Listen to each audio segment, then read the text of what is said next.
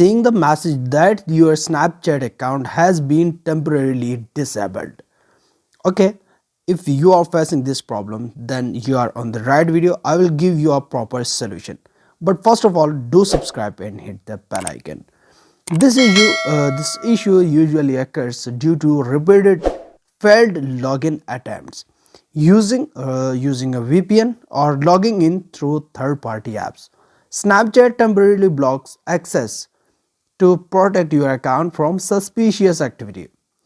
Steps If you want to fix this problem, then you need to follow some steps like stop trying to log in repeatedly, disable any VPN service, use only the official Snapchat app, and also you need to wait for 24 to 48 hours before trying again.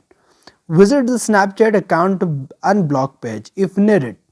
Following these steps carefully will help restore access to your account. So I hope the short fix is helpful for you. So don't forget to like, comment, share, subscribe. I will see you in the next one. Goodbye.